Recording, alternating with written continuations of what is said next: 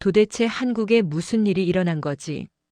2026년 1월 1일 전 세계 뉴스는 일제히 단 하나의 나라를 주목했다. CNN, BBC, 로이터, 심지어 알자지라까지 모든 글로벌 방송이 같은 장소를 생중계했다. 인천공항. 그곳은 이미 공항이 아니라 전 세계인의 격전지가 되어 있었다. 누군가는 울었고 누군가는 소리쳤고 누군가는 간절히 기도했다. 그리고 모두가 똑같이 외쳤다. 제발 한국에 입국만 하게 해주세요. 세계 각국의 정상들조차 줄을 서야만 했던 한 나라. 갑자기 모든 국가들이 협상 테이블에서 한국의 눈치를 보기 시작했다. 도대체 무슨 일이 있었기에 지구 반대편 사람들까지도 모든 걸 버리고 한국으로 달려온 걸까? 일부 사람들은 이렇게 말했다. 이건 단순한 여행이 아니에요. 이건 희망을 향한 탈출이에요. 그리고 이 사태의 시작에는 한 SNS 영상, 한 대기업의 발표, 그리고 한 세계적 인물의 고백이 있었다. 하지만 아무도 상상하지 못했다. 그 모든 조각이 모여 역사상 전례 없는 대사건을 만들게 될 줄은. 이야기를 시작하기 전에 구독과 좋아요와 함께 여러분들이 어디서 영상을 보고 계신지 댓글로 적어주세요. 반갑게 인사하고 싶어요. 구독과 좋아요 그리고 댓글 작성은 모두 무료입니다. 지금부터 사연이 시작됩니다. 안녕하세요. 제 이름은 제임스 마이어스라고 합니다. 미국 오리건주 포틀랜드에서 태어나고 자란 올해 48살의 평범한 중년입니다. 현재는 샌프란시스코에 있는 한 글로벌 의료기기 회사에서 근무하고 있고 마케팅과 해외 전략을 총괄하고 있는 직책을 맡고 있습니다. 사실 저는 그리 감상적인 사람은 아니에요. 인생을 살면서 눈물을 흘릴 만큼 감동한 적은 손에 꼽을 정도입니다. 그런데 불과 몇 달 전 저는 삶의 방향이 완전히 바뀌어 버릴 만큼 깊은 울림을 경험하게 되었습니다. 그 이야기를 오늘 이렇게 한국 분들께 전하게 되다니 저로서도 믿기지 않네요. 한국이라는 나라는 제 인생에서 큰 관심사가 아니었습니다. 정확히 말하면 너무 멀리 있는 나라였어요. 그저 기술력이 뛰어나고 K-팝이 전 세계적으로 유행이라는 정도만 알고 있었죠. 솔직히 말하면 저는 한국이 그렇게까지 특별한 나라라고 생각해 본 적이 없었습니다. 하지만 지금은 전혀 다른 생각을 갖게 되었습니다. 단순한 인식의 변화가 아니라 삶의 중심이 완전히 흔들릴 만큼 제게는 충격적인 사건이 있었기 때문입니다. 그날의 기억은 아직도 생생합니다. 시간이 조금만 지나도 흐릿해질 줄 알았는데 오히려 시간이 지날수록 더 또렷해지더군요. 잊고 싶어도 잊을 수 없는 날이었습니다. 그날의 시작은 평소와 다를 게 없었습니다. 아침 7시 50분 알람 소리에 눈을 뜨고 서둘러 샤워를 하고 출근 준비를 했어요. 커피를 한 잔 마시며 노트북을 켰고 메일함을 열었습니다. 그런데 그날따라 메일함에 이상한 제목의 메일이 하나 있었습니다. 제임스, 지금 당장 한국을 주목하라. 발신자는 싱가포르 지사에서 근무하던 후배 안드류 리였습니다. 그는 한국계 미국인으로 평소에도 한국에 대한 애정을 많이 표현하던 친구였죠. 보통은 업무와 관련된 메일만 주고받는 사이였는데 이 메일은 분명 달랐습니다. 호기심에 메일을 열었더니 짧은 문장만 적혀 있었습니다. 지금 한국에서 무언가 터지고 있어. 이건 단순한 경제 이슈가 아니야. 전 세계가 한국을 보고 있어. 진심이야. 저는 처음엔 웃어넘겼습니다. 한국에 뭐가 얼마나 대단하길래 전 세계가 본다는 건지. 안드류 특유의 과장된 표현일 거라 생각했죠. 하지만 그날 오후 일이 바빠서 제대로 뉴스를 확인하지 못했던 저는 회의 중 동료들이 스마트폰을 들여다보며 한참 웅성대는 걸 보게 되었습니다. 야, 이거 봐. 인천공항에 지금 미친 듯이 사람이 몰렸대. 전 세계에서 한국으로 가겠다고 비행기 예약 서버가 다운됐대. 진짜야? 무슨 영화 촬영하는 것도 아니고 왜 그렇게 몰리는 건데? 그 순간 저는 숨을 멈추었습니다. 메일의 내용이 단순한 과장이 아니었단 걸 직감했기 때문입니다. 평소 업무적으로 전 세계 시장 트렌드를 가장 민감하게 모니터링해온 제가 지금 이 상황을 모른다는 게 말이 안 됐습니다. 저는 바로 회의를 중단하고 사무실로 돌아와 뉴스를 검색하기 시작했죠. 그리고 그날 이후 제 삶은 이전과 완전히 달라졌습니다. 그날 오후 저는 온종일 뉴스에 매달려 있었습니다.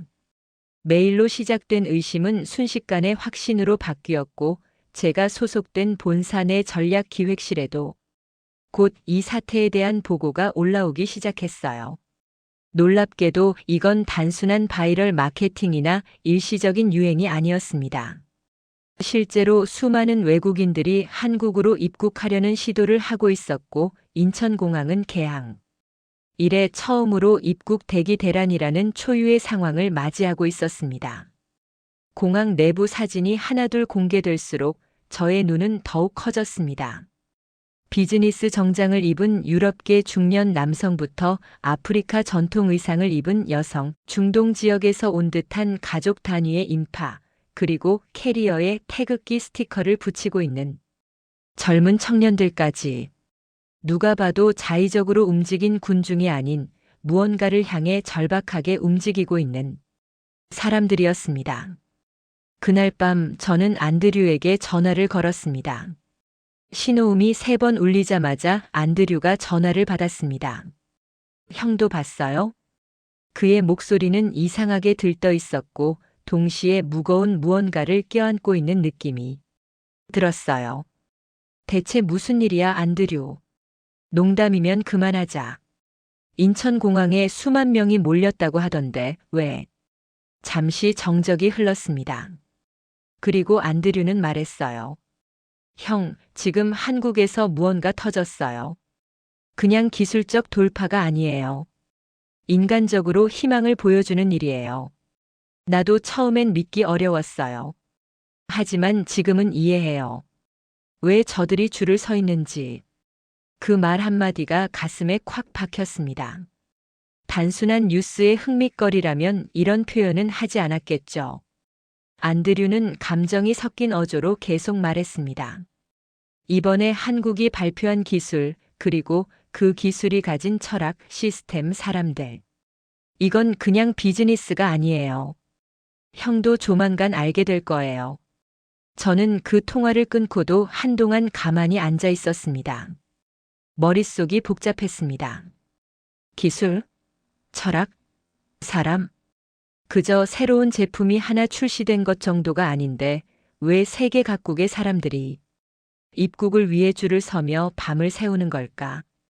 그것도 전염병이나 전쟁을 피하려는 난민이 아니라 각자의 나라에서 충분히 안정적으로 살아가던 사람들이 말입니다. 다음 날 아침 회사 내 비상회의가 소집됐습니다. 인공지능과 바이오 헬스 전략을 담당하는 글로벌 부서장들이 각자의 보고서를 들고 회의실에 모였고 저는 그들 중 가장 먼저 손을 들었습니다.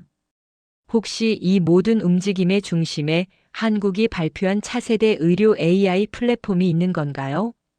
제 말에 사람들은 잠시 정적을 가졌고 그중 한 명인 유럽 쪽 시장 전략을 담당하던 리사 프랭클린 이사가 고개를 끄덕였습니다. 맞습니다. 공식 발표는 이틀 전 서울에서 있었어요. 그런데 이미 미국, 독일, 캐나다, 아랍에미리트에서 그 기술의 프로토콜 요청이 쇄도하고 있어요. 심지어 미국 질병관리청에서도 긴급 기술 협력 타진 메일이 왔습니다. 그 순간 모든 조각이 맞춰지기 시작했습니다. 한국이 기술과 철학을 통해 무언가를 보여주었고 세계는 이제 그 희망의 조각을 향해 움직이고 있는 겁니다. 그날 밤 저는 결심했습니다. 직접 한국에 가보기로요. 눈으로 보기 전에는 이 현상이 진짜인지 아니면 또 다른 글로벌 거품인지 판단할 수 없었기 때문입니다. 그런데 문제는 한국행 항공권이 전부 매진이라는 사실이었습니다. 그것도 무기한. 미국 시간으로 새벽 2시 40분, 저는 여전히 노트북 앞에 앉아 있었습니다. 화면엔 한국행 직항 항공편 검색창이 띄워져 있었고 매진, 대기 중, 예약 불가라는 붉은 문구만이 화면을 도배하고 있었죠. 그날 이후 저는 하루에도 수십 번씩 항공편을 확인했지만 상황은 나아질 기미가 보이지 않았습니다. 심지어 뉴욕에서 도쿄를 거쳐 한국으로 가는 이른바 우회 루트까지도 전부 마감된 상황이었습니다. 어떻게 이런 일이? 일반적인 출장이 아니라 지금 이건 말 그대로 탈출 경쟁이라는 표현이 더 어울렸습니다. 누군가는 그 현상을 이렇게 표현하더군요.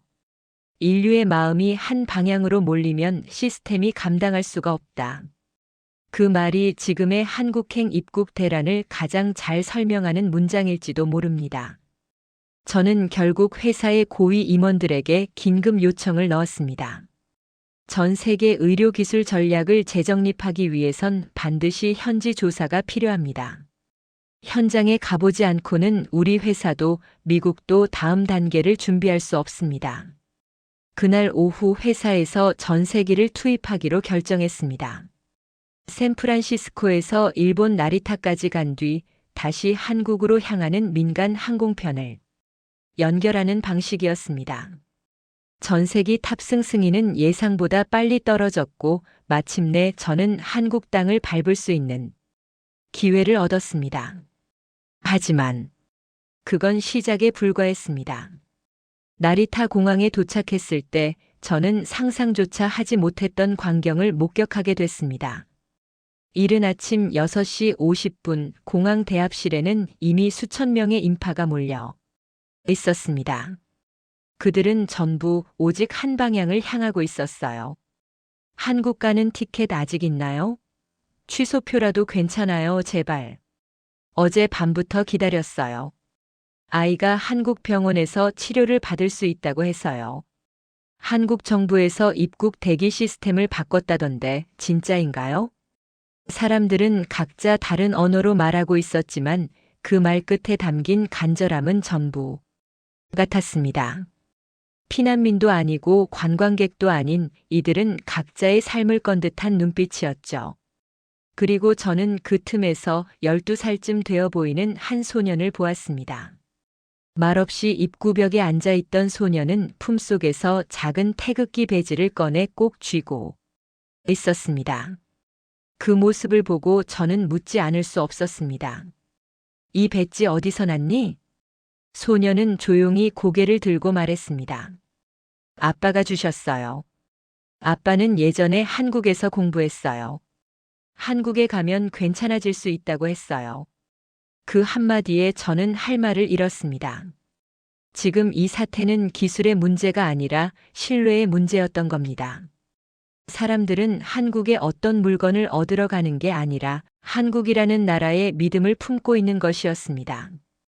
그리고 그 믿음의 실체가 무엇인지 저 역시도 확인하고 싶어졌습니다. 드디어 오후 1시 20분. 대기자 명단 최종 순번에 이름을 올린 끝에 저는 한국행 비행기에 오를 수 있었습니다. 탑승 게이트를 지나는 순간 저는 뒤를 돌아 한 번 더 나리타 공항을 바라보았습니다. 그곳에는 여전히 수백 명이 남아 있었고 그중 누군가는 손을 흔들고 있었습니다. 순간 이상하게도 저는 마음속 깊은 곳에서 책임감 같은 것을 느꼈습니다. 제가 그들에게 어떤 희망을 대신 전해야 할 것 같았습니다. 한국 땅을 처음 밟은 건 새벽 5시 50분쯤이었습니다. 인천국제공항 제2터미널 여명이 채 오지 않은 하늘 아래 저는 비행기 창밖으로 펼쳐진 활주로를 바라보고 있었습니다. 어딘지 모르게 조용했고 정돈된 그 모습은 외려 이질적으로 느껴졌습니다. 이토록 세계가 몰려든다는 공항이 이렇게나 질서정연하다니. 기내에선 안내방송이 반복되고 있었고 저는 입국 심사장을 향해 걸음을 옮겼습니다. 그런데 입국장을 지나면서 저는 또 한 번 놀라지 않을 수 없었습니다. 줄이 없었습니다. 말 그대로였어요. 수백 명이 동시에 입국하는 항공편임에도 터미널 내 입국 심사장은 텅 빈 것처럼 보였습니다. 불과 12시간 전 나리타 공항에서의 아수라장을 떠올리면 도무지 믿기지 않는 장면이었죠. 입국 대란이라고 들었는데 어떻게 이렇게 조용한 거죠? 제가 물으니 입국 안내 담당자였던 한국 공무원이 정중하게 웃으며 말했습니다. 대란이긴 했습니다. 그런데 어젯밤부터 시스템이 바뀌었습니다. 입국자 전원을 자동 등록하고 AI 기반 사전 처리로 모든 심사를 분산했어요. 그래서 지금은 이렇게 여유로운 거예요.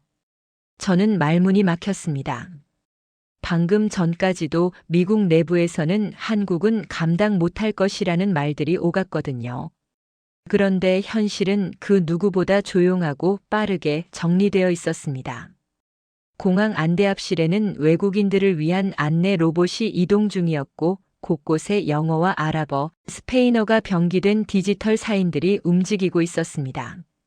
누군가는 병원으로, 누군가는 기업 상담센터로, 누군가는 단기 체류 숙소로 자동 배정되어 이동하고 있었죠. 그 순간 저는 느꼈습니다. 이 나라는 단지 기술이 뛰어난 나라가 아니라 위기 속에서 사람을 움직일 수 있게 만드는 나라라는 걸요. 공항을 나서자 미리 배정된 차량이 도착해 있었습니다. 차량 기사분은 영어가 서툴렀지만 태블릿을 이용해 목적지를 확인했고 안내 메시지를 따로 보여주었습니다. 제임스 마이어스님, 서울대 바이오 헬스 혁신센터로 이동하겠습니다. 이동 시간은 약 45분입니다. 차량 내부는 조용했고 서울로 향하는 고속도로에는 이미 아침 출근 차량들이 오가고 있었어요. 차창 밖으로 스치는 풍경은 이질적이지 않았습니다. 다만 곳곳에서 보이는 공공 디스플레이 화면에는 똑같은 메시지가 반복되고 있었습니다. 새로운 시작의 중심 K-라이프 이니셔티브. 희망은 움직이는 자의 편입니다. 무슨 캠페인인지 정확히 알 수는 없었지만 어딘지 모르게 마음이 울렸습니다. 그리고 더 알고 싶어졌습니다. 이 나라가 왜 지금 전 세계의 중심에 섰는지, 그리고 그 중심에 선 사람들은 누구인지 말이죠. 서울대 바이오 헬스 혁신센터에 도착했을 때 기다리고 있던 사람은 바로 박정윤 박사였습니다. 전문 분야는 유전체 기반 질병 예측 시스템. 전 세계적으로도 손에 꼽히는 천재 과학자로 제게는 보고서에서만 접했던 인물이었습니다. 제임스님, 먼 길 오시느라 고생 많으셨습니다. 박정윤 박사의 첫 인사는 무척이나 정중하고 차분했지만 그 눈빛은 아주 단단해 보였습니다. 먼저 보시죠. 왜 이렇게 많은 분들이 한국으로 오는지. 그는 조용히 실험동 3층으로 저를 이끌었고 저는 그곳에서 제 인생의 첫 번째 충격을 마주하게 되었습니다. 박정윤 박사가 저를 안내한 곳은 서울대 바이오 헬스 혁신센터의 연구동 중에서도 가장 보안이 엄격한 구역이었습니다. 실험동 3층은 외부인 출입이 철저히 통제되어 있었고 입장 전에 7단계의 인증 절차를 거쳐야 했습니다. 생체 인증, 보안 코드, 혈관 스캔까지 이 모든 절차가 너무도 자연스럽게 그리고 빠르게 진행되는 걸 보며 저는 다시금 놀랐습니다. 여긴 무엇을 하는 곳입니까? 제가 조심스레 묻자 박정윤 박사는 짧게 대답했습니다. 포스트 생명 시대의 시작이요. 말뜻을 이해할 새도 없이 자동문이 열리며 거대한 연구 공간이 제 눈앞에 펼쳐졌습니다. 그곳은 일반적인 실험실과는 완전히 달랐습니다. 복잡한 시약이나 기계가 아니라 병상과 같은 구조의 공간이 중앙에 배치되어 있었고 주변에는 대형 디스플레이들이 각각의 환자 정보를 실시간으로 표시하고 있었습니다. 여긴 중환자실이 아닙니다. 다만 기존의 의료 시스템이 포기한 사람들을 위한 마지막 기회의 공간이죠. 그 말과 함께 박정윤 박사는 그중 한 병상 쪽으로 저를 데려갔습니다. 그곳에는 약간 창백한 피부의 중년 여성이 누워 있었고 곁에는 젊은 남성이 손을 꼭 잡고 있었습니다. 얼핏 보기엔 평범한 병원 장면이지만 한 가지 달랐습니다. 화면에 표시된 병력란에는 이렇게 적혀 있었습니다. 전이성 췌장암 사기 미국 메이오 클리닉 치료 불가 판정 AI 기반 예측 치료 프로토콜. 적용 중 D21. 이분은 실비아 맥퍼슨 씨입니다. 미국 메이오에서 치료를 포기당하고 마지막 희망으로 이곳에 오신 분이죠. 입국 허가는 본인의 의지와 자녀의 동의, 그리고 저희 시스템에 대한 사전 동의로 가능해졌습니다. 저는 말을 잇지 못했습니다. 미국 의료계에서도 가장 권위 있는 메이오 클리닉조차 손을 든 환자가 지금 눈앞에서 안정적으로 호흡을 하고 있다는 게 믿기지 않았습니다. 이 시스템은 AI가 환자의 유전체, 생활 패턴, 감정 반응, 과거 진료 이력을 통합, 분석해 맞춤형 치료를 실시간으로 조정합니다. 하루에도 수십 번 치료 알고리즘이 바뀌죠. 박정윤 박사는 감정을 드러내지 않은 채 담담히 설명을 이어갔습니다. 사람의 몸을 기계처럼 다루는 게 아닙니다. 오히려 그 반대예요. 우리는 사람의 삶 전체를 분석해서 가장 인간적인 방식으로 회복 가능성을 모색하는 겁니다. 그 말에 저는 깊은 충격을 받았습니다. 단순히 약을 바꾸는 것도 수술 기법을 바꾸는 것도 아닌 사람을 있는 그대로 받아들이고 그 삶 전체를 존중하는 방식. 이 시스템이 지금 한국 전역에 도입되고 있습니까? 아니요. 아직은 초기 단계입니다. 하지만 이번에 발표된 K-라이프 이니셔티브는 이 시스템을 전국적으로 확장하고 외국인 대상까지도 확대하는 프로그램입니다. 바로 그 때문에 입국 대란이 발생한 거죠. 이제야 모든 게 이해되기 시작했습니다. 사람들은 단지 치료를 받기 위해 몰려온 게 아니라 다시 살아갈 수 있는 기회를 찾아온 것이었습니다. 기계적 치료가 아닌 인간다운 회복을 위해서요.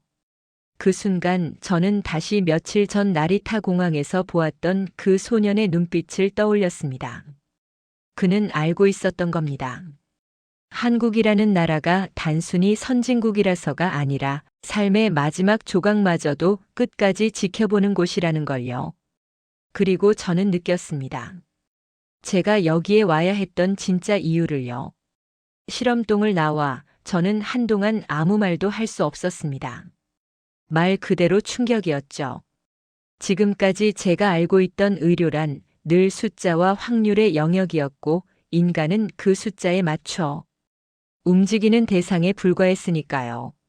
하지만 한국은 아니 이 공간은 그 모든 상식을 정면으로 뒤집고 있었습니다. 이 기술은 아직 완벽하다고 할 수는 없습니다. 엘리베이터 안에서 박정윤 박사가 조용히 말을 이었습니다. 하지만 저희는 이 시스템이 앞으로의 세상을 바꿀 수 있다고 믿습니다. 기술이 사람을 위한 게 아니라면 아무 의미가 없잖아요. 저는 고개를 끄덕이며 대답했습니다. 그 믿음 세계가 알아차린 것 같습니다. 그날 오후 저는 서울 중심에 있는 K-라이프 센터를 방문하게 되었습니다. 이곳은 외국인 특별 입국자들이 임시로 머무르며 각자의 건강 상태를 체크받고 치료 여부를 상담받는 일종의 통합 플랫폼이었습니다. 제가 도착했을 때 센터 앞에는 수많은 사람들이 조용히 줄을 서 있었습니다. 그들은 예약도 없이 온 사람들입니다. 하지만 아무도 소리치지 않고 아무도 새치기를 하지 않습니다. 센터 관계자였던 최은수 실장의 말이 아직도 귀에 남아 있습니다. 우리도 놀랐어요. 이 많은 인원이 한꺼번에 몰려왔는데 혼란이 전혀 없었거든요. 오히려 자원봉사자들이 먼저 나서서 질서를 잡고 통역을 돕고 필요한 이들을 돕기 시작했어요. 그 말을 들은 순간 저는 다시 충격을 받았습니다. 한국의 기술에 감탄하고 있었지만 정작 진짜 놀라운 건 그 기술을 움직이는 사람들이었습니다. 센터 안에 들어서자 곳곳에서 의료진과 자원봉사자들이 분주히 움직이고 있었어요. 누구도 짜증내거나 소리치는 사람이 없었습니다. 심지어 한 자원봉사자는 다리가 불편한 아랍계 여성의 손을 꼭 잡고 천천히 대기실까지 걸음을 옮기고 있었습니다. 괜찮으세요? 물 한 잔 드릴게요. 그 목소리는 작았지만 분명하게 따뜻했습니다. 그리고 그 순간 제 안에 있던 마지막 선입견 하나가 무너졌습니다. 한국은 기술 강국이다라는 틀. 그 말은 맞지만 너무나도 좁은 말이었습니다. 진짜 한국은 기술과 따뜻한 마음이 함께 움직이는 나라였습니다. 그 둘 중 하나라도 없었다면 이 거대한 움직임은 절대 가능하지 않았을 겁니다. 그날 밤 저는 숙소로 돌아와 작은 일기를 썼습니다. 생애 처음으로 기록하고 싶다는 충동이 들었기 때문입니다. 내가 본 한국은 조용히 움직이는 나라였다. 목소리를 높이지 않아도 세상이 귀를 기울이는 나라. 그리고 사람을 사람으로 끝까지 대하는 나라였다. 그 문장을 적는 동안 이상하게도 가슴 한쪽이 따뜻해졌습니다. 그리고 저는 직감했습니다. 이 이야기는 여기서 끝나지 않을 거라는 것을요. 한국에 도착한 지 나흘째 저는 매일같이 K-라이프 센터를 방문하며 내부 시스템을 관찰하고 치료 과정을 면밀히 지켜봤습니다. 본사 보고용으로 준비하던 자료는 어느새 업무 보고를 넘어 제 자신의 기록이 되어가고 있었죠. 아침엔 서울대 팀과 회의를 했고 오후엔 자원봉사자들과 대화를 나누며 외국인 입국자들의 생활 적응 과정을 직접 들었습니다. 그 중에는 정말 다양한 사연들이 있었습니다. 어린 자녀가 희귀 질환을 앓고 있는 부모, 치매가 진행 중인 어머니를 모시고 온 이민자, 그리고 심지어 전 세계에서 의료 제도를 거부당했던 난민 신분의 환자까지. 그들은 한결같이 말했습니다. 한국은 마지막이라는 느낌이 아니라 다시 시작할 수 있다는 곳 같아요. 그 말에 저 역시 점점 빠져들었습니다. 이 나라엔 설명하기 힘든 울림이 있었고 그것이 사람을 움직이고 있었습니다. 하지만 그날 저녁 저는 그 울림이 아닌 다른 얼굴의 한국을 마주하게 되었습니다. K-라이프 센터 외부에서 퇴근 중이던 길 근처 전통시장 쪽 골목을 걷고 있었을 때였습니다. 늦은 시각이라 거리는 비교적 한산했고 어둑한 조명 아래로 몇 명의 중년 남성들이 서 있었습니다. 처음엔 별다른 생각이 없었죠. 그런데 제가 그들 앞을 지나가려는 순간 그중 한 명이 저를 바라보며 말했습니다. 외국인이네. 또 줄 서서 온 건가? 진짜 이젠 한국이 난민 수용소냐? 그 말은 분명 제게 향한 것이었습니다. 하지만 저는 모른 척 지나가려 했습니다. 그런데 다른 한 명이 비웃듯 말했죠. 병원 와서 돈도 안 내고 치료만 받는다지. 우린 세금 내면서 기다리는데 말야. 발걸음이 순간 멈췄습니다. 입안이 바짝 말라왔고 몸이 얼어붙는 것 같았어요. 그들은 술에 취해 있었던 걸까요? 아니면 진짜 그런 생각을 가지고 있었던 걸까요? 저는 아무 말도 하지 못하고 골목을 빠져나왔습니다. 그러나 가슴 한쪽이 심하게 무너져 내리는 기분이었습니다. 나는 환영받지 못한 걸까? 그날 밤 저는 오랜만에 안드류에게 영상통화를 걸었습니다. 그는 피곤한 얼굴로 전화를 받더니 제 얼굴을 보자마자 조용히 말했습니다. 무슨 일 있었어요? 별건 아니야. 그냥 길에서 조금 불쾌한 말을 들었어. 제 말에 안드류는 한숨을 쉬더니 말했습니다. 형, 너무 당연한 거예요. 한국도 사람이 사는 곳이니까. 모두가 다 이해하는 건 아니에요. 근데 중요한 건 대부분의 한국 사람들은 진심으로 우리를 환영하고 있다는 거예요. 그 소수의 날카로운 시선을 전체로 보지 마요. 그 말이 틀렸다는 생각은 들지 않았습니다. 하지만 마음 한쪽에 생긴 균열은 쉽게 지워지지 않았습니다.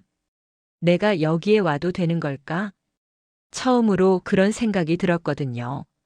그날 이후 저는 K-라이프 센터에 다시 발걸음을 옮겼지만 마음 한켠엔 설명할 수 없는 불편함이 자리 잡고 있었습니다.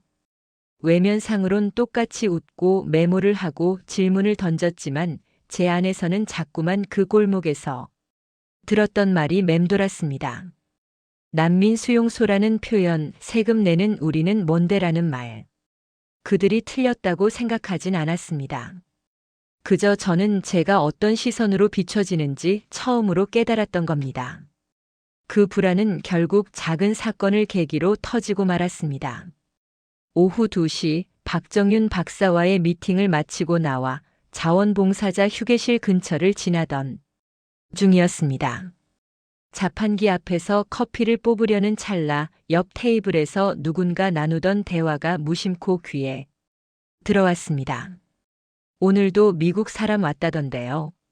저번에도 와서 싹 다 사진 찍어가고 왜 이렇게 유난이지? 그쵸? 솔직히 좀 보여주기식 같기도 해요. 환자들 앞에서 너무 질문 많이 하던데. 그들은 분명 저를 향해 말한 건 아니었지만 저에 대해 이야기하고 있음은 분명했습니다. 순간 손에 들고 있던 커피가 식어가는지도 몰랐습니다.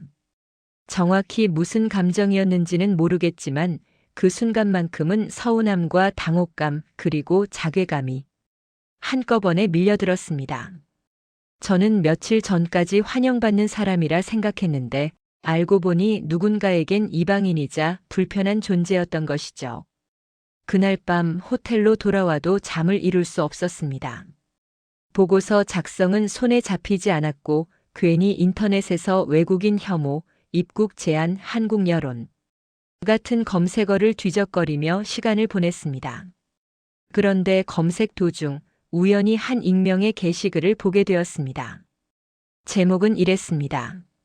한국의 기술보다 감동한 건 공항에서 만난 어떤 미국인이었습니다. 글쓴이는 자신을 인천공항 직원이라 소개했고 몇 주 전 공항에 도착한 어떤 미국인이 다른 사람들보다 늦게 와도 괜찮다며 양보하고 뒤에 선 사람에게 자리를 내줬다는 일화를 소개했습니다. 글 말미엔 이런 문장이 적혀 있었습니다. 그가 떠난 뒤에도 이상하게 그 장면이 떠오릅니다. 그는 기술도 시스템도 아닌 예의라는 한국인의 정신을 먼저 알아본 사람이었어요. 순간 가슴 한쪽이 먹먹해졌습니다. 그게 나였을지도 모르겠다. 사소한 일이었고 제겐 특별하지 않았던 행동이었지만 그 장면을 기억해준 누군가가 있었다는 사실은 한동안 휘청였던 제 감정을 다시 일으켜 세우기에 충분했습니다. 그래, 모두가 날 환영하지 않아도 괜찮아. 내가 여길 믿듯 누군가는 나도 믿어줄 테니까. 그 밤 저는 처음으로 다시 보고서를 열었고 제목을 이렇게 바꿨습니다. 한국 기술을 넘은 마음의 나라. 이틀 후 저는 다시 K-라이프 센터를 방문했습니다. 변한 건 없었습니다. 직원들은 여전히 바쁘게 움직였고 대기 중인 환자들은 조용히 자신의 차례를 기다리고 있었죠. 하지만 저는 어딘가 다르게 느껴졌습니다. 사람들이 바뀐 게 아니라 제가 바뀐 거였습니다. 이제는 모든 시선을 과민하게 받아들이지 않았고 누군가의 미소가 진심인지 의심하지 않았습니다. 그런 감정으로 바라보니 어제는 보이지 않던 따뜻함이 조금씩 보이기 시작했죠. 그날 오후 박정윤 박사의 요청으로 저는 다시 연구동 3층에 올라갔습니다. 그곳에서 저를 기다리고 있던 건 실비아 맥퍼슨 씨의 아들이었습니다. 그는 제게 다가와 조심스럽게 인사를 건넸습니다. 혹시 제임스 마이어스 씨 맞으시죠? 네, 맞습니다. 그는 잠시 고개를 숙인 뒤 조금 떨리는 목소리로 말했습니다. 저희 어머니가 어제 처음으로 스스로 침대에서 일어나셨습니다. 3주 전까지만 해도 호흡기 없이는 하루도 버티지 못하셨던 분이거든요. 그는 말을 이어갔습니다. 담당 간호사분이 그러셨어요. 제임스 씨가 의료 보고서를 쓰기 위해 매일 와서 관찰하고 환자에 대한 데이터를 세심하게 기록해주는 걸 보고 의료진들도 다시 마음을 다잡았다고요. 치료는 기계가 하지만 회복은 사람이 만드는 거라고요. 그 말은 저를 멈춰 세웠습니다. 보고서를 위한 기록이었을 뿐인데 누군가에겐 그게 희망으로 전해졌다는 사실. 무엇보다 제가 이 나라에서 받은 감동이 누군가에게 다시 돌아간다는 사실이요. 어머니가 이런 말씀을 하셨어요. 한국은 나를 살렸고 당신은 내 희망을 지켜줬다. 그 말을 듣는 순간 저는 참았던 감정을 더 이상 억제할 수 없었습니다. 가슴 한복판에서 무언가 무너져 내리듯 복받쳤고 말없이 고개를 숙였습니다. 그날 밤 저는 오랜만에 안드류에게 전화를 걸었습니다. 그는 전보다 훨씬 밝은 얼굴로 화면에 나타났고 저의 표정을 보더니 웃으며 말했죠. 형, 드디어 진짜 한국을 만난 거네요. 응, 안드류. 이제 알겠어. 기술도 시스템도 국가도 결국 사람을 위한 거라는 걸. 그리고 그 사람의 마음이 가장 먼저라는 걸. 전화기를 내려놓은 뒤 저는 창밖을 바라보았습니다. 도시의 불빛은 고요했지만 따뜻했고 어딘가 모르게 살고 싶다는 마음이 드는 곳 같았습니다. 한국이라는 나라가 살아서 의미 있는 곳이라는 걸 그제서야 진심으로 알게 되었습니다. 한국에서의 마지막 일정이 가까워오고 있었습니다. 여느 출장처럼 호텔 방을 정리하고 비행 일정을 체크하고 보고서를 마무리하는 일과는 같았지만 이번만큼은 어딘가 다른 기분이 들었습니다. 짐을 싸는 손길이 자꾸만 느려졌고 기내식 메뉴보다 더 걱정되는 건 내가 이 감정을 어떻게 들고 돌아갈 수 있을까 하는 것이었습니다. 비행 전날 저는 마지막으로 인천공항 근처의 작은 공원에 들렀습니다. 처음 한국 땅을 밟았던 그날 창밖으로 봤던 풍경과 꼭 닮아 있었죠. 다른 점이 있다면 그땐 두려움과 경계심이 앞섰지만 지금은 익숙함과 아쉬움이 훨씬 컸다는 겁니다. 벤치에 앉아있던 저에게 한 할아버지가 다가와 말을 걸었습니다. 외국 분이신가요? 관광 오셨어요? 저는 짧게 웃으며 대답했습니다. 관광이라기보단 인생 공부하러 왔다고 하는 게 맞을 것 같습니다. 할아버지는 잠시 저를 바라보다가 고개를 끄덕이며 조용히 말했습니다. 요즘 참 많은 외국분들이 와요. 그런데 저는 그분들 덕분에 우리가 얼마나 대단한 나라였는지 새삼 느끼고 있어요. 그 말은 어떤 미사여구보다 더 크게 가슴에 남았습니다. 그렇습니다. 저는 여기 와서 한국이 얼마나 대단한 나라인지 체감했습니다. 그 대단함은 숫자로 증명되는 게 아니었고 뉴스 기사에 나오는 성과도 아니었습니다. 그건 매일 아침 문을 여는 병원에서 기다리는 외국인을 위해 먼저 커피를 내어주던 자원봉사자에게서 그리고 늦은 밤까지 의료 장비를 닦고 조율하던 간호사에게서 하나하나 확인된 것이었습니다. 누군가는 이런 말을 했습니다. 한국은 눈에 띄지 않게 그러나 확실하게 사람의 마음을 움직이는 나라다. 저는 이제야 그 말을 이해하게 되었습니다. 보고서는 마지막 페이지를 남겨두고 있었고 그곳에 무슨 말을 써야 할지 한참 고민하다가 이렇게 적었습니다. 한국은 의료 시스템이 뛰어난 나라가 아니다. 그건 결과일 뿐이다. 이 나라는 사람을 사람답게 바라보는 법을 아는 곳이다. 그래서 사람들이 희망을 걸 수밖에 없는 것이다. 한 문장 한 문장을 적어 내려갈수록 제 마음속에도 작은 확신이 자리 잡기 시작했습니다. 나는 이 나라를 기억할 것이다. 단순한 출장지가 아닌 내 인생의 방향을 바꾼 한 나라로서요. 출국 당일 아침 저는 조금 일찍 공항에 도착했습니다. 출국 수속은 여느 대형 국제공항처럼 빠르고 효율적이었지만 이상하게도 마음은 자꾸만 천천히 움직이더군요. 한 걸음 한 걸음 공항 내부를 걷는데 마치 익숙한 공간을 두고 떠나는 듯한 기분이 들었습니다. 분명 몇 주밖에 되지 않았는데 참 이상한 일이었습니다. 짐을 붙이고 보안 검색대를 통과한 뒤 탑승구 근처에서 잠시 자리에 앉았습니다. 창밖에는 비행기들이 줄지어 서 있었고 공항 방송이 반복적으로 울려 퍼졌습니다. 그때였습니다. 제 왼편에서 작은 울음소리가 들렸습니다. 고개를 돌리니 한 외국인 아이가 엄마 품에 안겨 울고 있었고 그 옆에는 여행 가방을 들고 서 있는 젊은 한국인 여성 한 명이 있었습니다.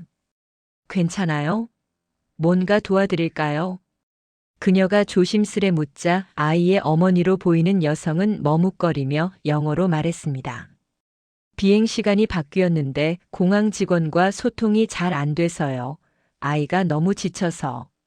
그 순간 그 젊은 여성은 조용히 휴대폰을 꺼내 무언가를 검색하더니 바로 근처의 탑승 게이트로 함께 안내하기 시작했습니다. 제가 도와드릴게요. 직원분께 같이 설명드릴게요. 그녀는 통역도 해주고 대신줄도 서주고 탑승 게이트 앞에서 아이에게 주스를 건네주며 안정을 시켜주었습니다. 그 모든 장면을 보고 있던 저는 몇 주 전 제가 처음 한국에 도착했을 때의 기억이 떠올랐습니다. 그때도 누군가 이렇게 조용히 다가와 도와주었던 일이 있었습니다. 그 누구도 과시하지 않았고 누구도 보상을 바라지 않았습니다. 그냥 그게 익숙한 일처럼 사람을 도왔던 것이었습니다. 그 장면이 주는 잔잔한 울림은 말로 설명하기 어려웠습니다.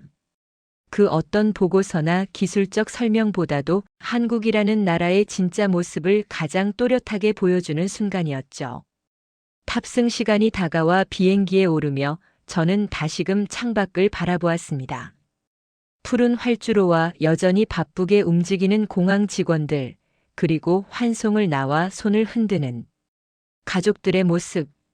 그 모든 장면이 어느새 하나의 이야기처럼 느껴졌습니다. 여기엔 기술이 있었고 질서가 있었고 따뜻함이 있었다. 이 나라는 처음엔 기술로 놀라게 했고 중간엔 사람으로 울게 했고 마지막엔 조용히 품어주었습니다.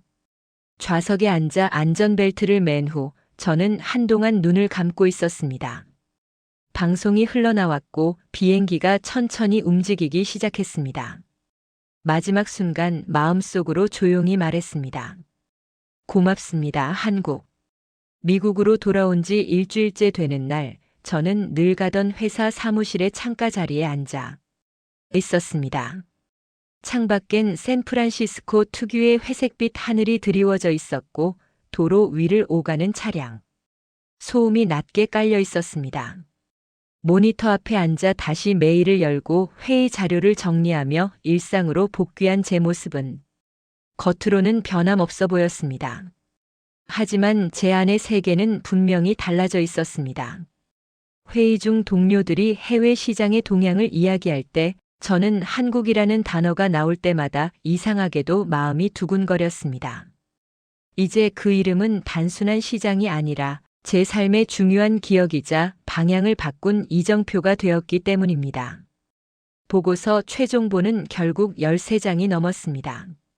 그중 결론 부분은 단 한 문장으로 마무리했습니다. 우리는 한국에서 기술을 배웠지만 진짜 배운 건 사람을 대하는 방식이었다. 며칠 뒤 본사 회의에서 제가 작성한 보고서가 공유되었고 CEO는 그 결론 문장을 읽으며 조용히 고개를 끄덕였습니다. 이 문장은 우리가 지금까지 놓치고 있었던 걸 정확히 짚어주네요. 이후 우리 회사는 한국과의 공동 프로젝트를 추진하기로 결정했습니다. 기술 교류는 물론 의료 윤리와 사람 중심 설계에 대한 협력도 포함된 프로그램이었죠. 그러던 중 안드류에게서 연락이 왔습니다.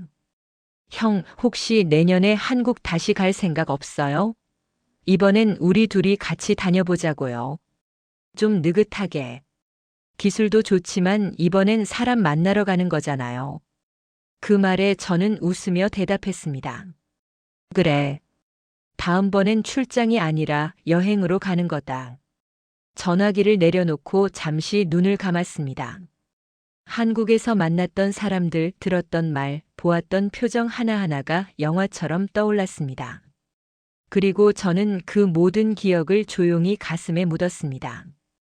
살다 보면 어떤 나라는 그냥 지나치는 이름으로 남고 어떤 나라는 인생을 바꾸는 이야기로 남습니다. 제게 한국은 후자였습니다. 다시 가고 싶은 나라, 그리고 살아보고 싶은 나라. 오늘의 사연은 여기까지입니다.